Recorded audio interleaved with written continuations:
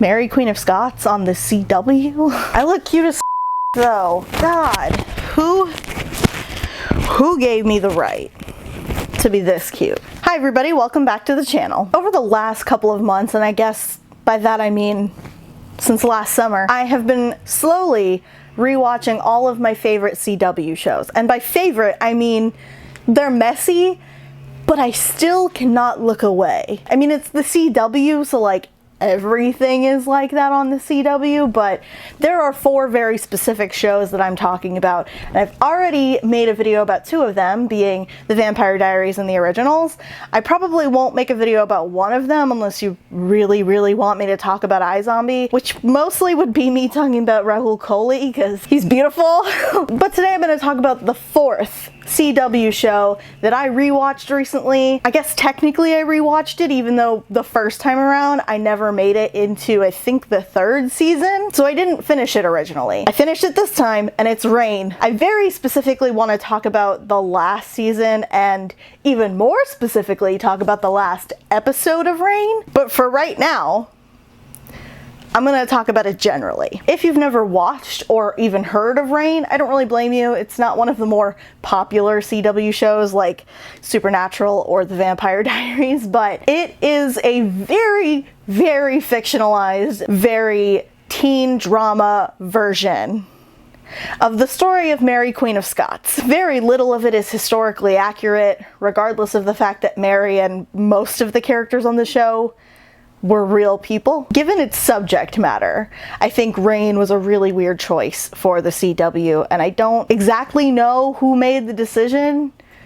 to do a CW show about Mary Queen of Scots. More people my age than people younger than me, or even I think the demographic of the show, have complained about historical inaccuracies. The loudest ones that I've heard are about the costumes, and I totally get it. The costumes are not historically accurate whatsoever. A lot of them are just prom dresses or like discount couture. But there are a lot of things about Reign that I think are more annoying than the lack of historical accuracy in the costumes. First of all, it's a CW show, so I don't know what people are expecting as far as historical accuracy in any respect. It's also the CW in budget, so I don't really know what they were expecting as far as the ability to make or procure historically accurate kind of Tudor era costumes. It's the CW, why are your standards so high? But on the other hand, it is a period drama and not The Vampire Diaries. But like I said, I have thought of some other really annoying things that annoy me more than the costumes. For example, Mary in the show is probably supposed to be around 16 or 17 by the time that the show starts. Frances in the show is probably closer to 19 or 20, and in the first season, she and Frances are engaged, and they're in this back and forth about whether or not they like each other enough to get married, but they think that they have to get married for political alliance. Historically though, Frances was 14 and Mary was 16, and I might have my numbers mixed up a little bit, but Mary was definitely older than Frances, not by so much that she was an adult preying on a child, but when they got married, they were both younger than they are in the show, and also Mary was older than Frances was. I don't know, something about that is just really annoying. Not that I want to see a 14-year-old and a 17-year-old get married, 14 and 16, whatever, but again, this is a weird choice for the CW. And speaking of their ages, in the show, and in real life actually, Francis has many siblings. He just happens to be the oldest. He has far less siblings in the show than he did in real life, and or they prematurely kill off characters that were children when they died, and they come back as ghosts.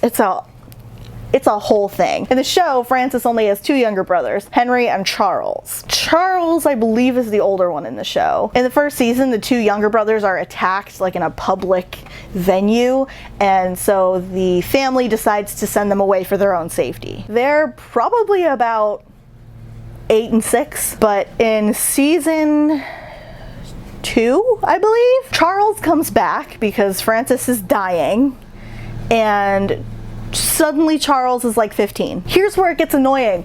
Frances and Mary were only married for like a year and a half before Frances died. That's both in the show and historically correct. There is no way that 8 or even 10-year-old Charles went away and came back a year and a half later in his late teens. There's no possible way for that to have happened. That annoys me so much. And then when Henry comes back, he's like older than Charles. And they try to play it off as like, well, Charles has just been really sick and feral these last couple of months as king, and Charles was always the smaller one, which isn't the truth. I don't even care about historically there. Henry comes back for some convoluted plot to try to take the throne from Charles, and he's like bigger and definitely 100% older. But the passage of time on the show has not made it so that Henry could be that much older than Charles, or that Henry could even be that old at all. It's like when they try to pass off a 30-year-old to play 17. The CW needs to be stopped. Of all the studios or networks, the CW is most guilty of trying to pull that off. I think in general,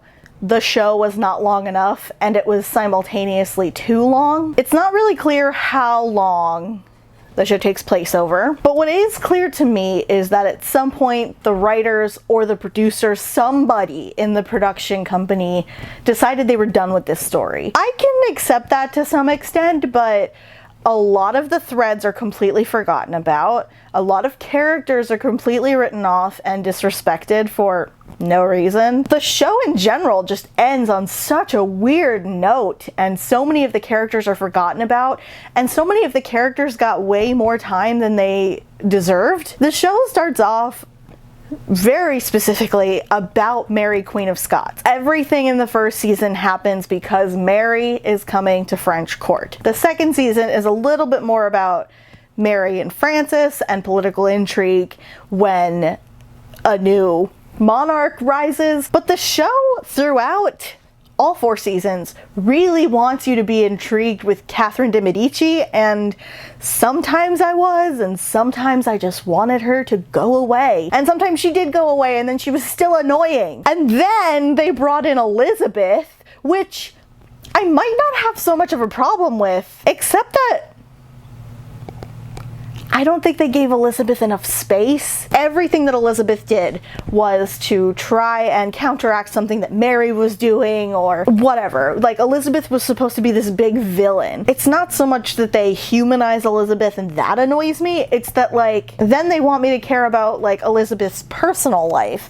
And suddenly the show, which promised to be about Mary, Queen of Scots, is like 1/3 about Mary, 1/3 about Catherine de Medici still, and 1/3 about Elizabeth.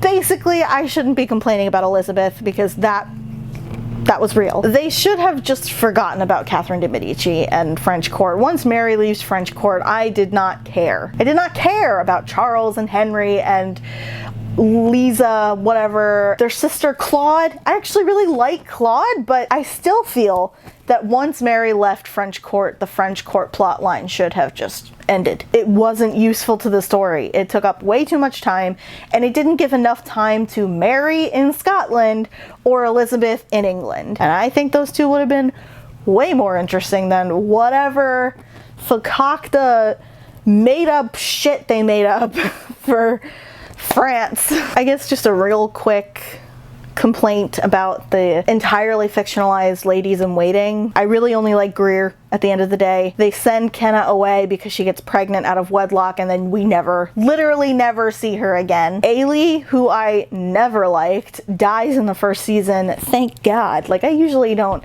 just wish death upon people, but Ailey is a fictional character and did not exist in real life at all, and I did not like her, so I was not sad when she died. Lola was fine. A little boring in my opinion, but fine. I don't really see why Elizabeth had to behead Lola. I'm not as annoyed about that as I am about this next thing. So, the CW has this really bad habit of shortchanging their final seasons and their characters in the final seasons. Season 4 should have been much longer, and I think even stretched into a season 5. If season 5 had been half the length of the other seasons, I might not be as annoyed. But I'm so annoyed. Season 4 is pretty much all about, like, whatever Catherine is doing in France. I don't even give a at this point. Elizabeth is, back and forth about whether or not she can trust Mary, whether or not they can, make a a treaty and have peace between England and Scotland, which like never happened until Mary was dead. Correct me if I'm wrong, I don't pretend to be an expert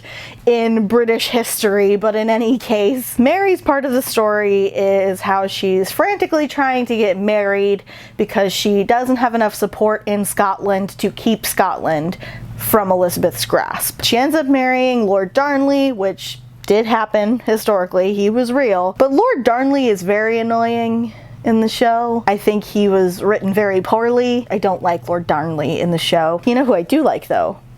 Mary's brother James, played by Pinstripe from The Bold Type. I didn't even talk about my boy Torrance Coombs. Mary and Darnley like almost never get along after they're married. He like cheats on her while they're engaged and she never forgives him for it. And he gets so messed up about it that when he tries to grab too much power from Mary, he ends up stealing their baby like the day after this baby is born and running away to go who knows where. He leaves the baby in the forest and somebody just finds it. I don't know if that actually happened. My inclination is to say no. My inclination is also to say that Lord Darnley didn't just disappear. Kind of hard to do when you're the King Consort of Scotland or whatever his title was. In the show's context, I don't really care.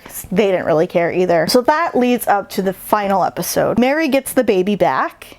There's a little bit of political intrigue. There's not much else to the episode except for when there's a flash forward in the last like 5 to 7 minutes of the episode, and all of a sudden Mary is being beheaded. Her son, the baby that was left in the forest, is now a full-grown man about to sign a treaty with Elizabeth, who looks like she's got a lot of makeup caked on to make it look like she's older. They did absolutely nothing to Adelaide Kane, who played Mary all the way through the show, to make it look like she was older. All they did was like not put that much makeup on her, and somehow I was supposed to buy that she was like in her 40s. No. Do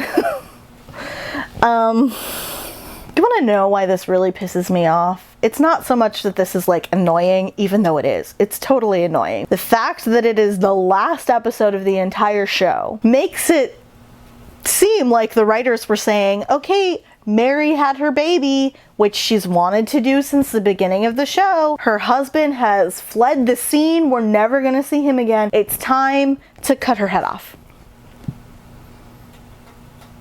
What I got from the last episode of the show, among the many other atrocities that are inflicted upon the women on the show, was that women are no longer interesting after they have a baby. All of a sudden, Mary has a baby and she has to be killed off and the show ends. This is also really annoying to me because Mary, Queen of Scots, had a third husband that we never, ever get to see. I did not even realize that I was on the finale of the show until I got to this very last sequence of scenes and realized that Elizabeth was about to behead Mary. Because there's more to Mary's story. There's more to Elizabeth's story. I don't understand why they just cut it all off there. They just decided that the second that Mary was a mother, she was no longer worthy of having her story told, which just is not the goddamn truth. Why? CW, explain to me why your endings especially are so goddamn conservative. They're so regressive. Like there's nothing progressive about ending a show about more than one woman, but specifically about Mary, Queen of Scots, right after she has her first baby. We don't even get to really see her as a mother. She like cradles the baby once, and then in the next episode, she's dead. What you're telling me is that the second that a woman has a child, it's no longer worth your time to tell her story. Is that why you had her sleep with so many different people and never get pregnant, even though every single one of her ladies in waiting, except for Ailey, who died before she could have sex, got pregnant like the second that they had sex? Except for Kenna, who slept with the king a lot and then was shunned when she did get pregnant. What? Do you think about these things before you write them, before you film them? Did anybody stop to think that this might be saying something that people wouldn't like. The CW is so bad at final seasons, but this was especially atrocious to me. This basically told me that I wasted 4 seasons of my time because they didn't care enough about Mary to finish her story the way that it deserved to be finished. Even in a fictional context, that's definitely, to me, way more annoying than historically inaccurate costumes. I mean, we can be annoyed at both. You know, we're humans. We contain multitudes. We can be annoyed at both, and that's fine. Oh, I think I got all my thoughts out about this, so thank you so much for watching this video. If you liked it, please click the bell below so you don't miss any of our future videos, and also give this one a thumbs up for algorithm reasons. What are your thoughts on Reign? And what are your thoughts on me talking about iZombie? I don't really have any like specific ideas, but I don't know, maybe if you have questions about my opinions on iZombie, I can try to go off of that. I do want to talk about more than just Chris Evans on this channel. And if you're not already subscribed to The Princess and the Scrivener, please do so down below as well, especially if you'd like to see more videos on Disney, intersectional feminism, pop culture critiques, and more. One of us will see you real soon. Oh no.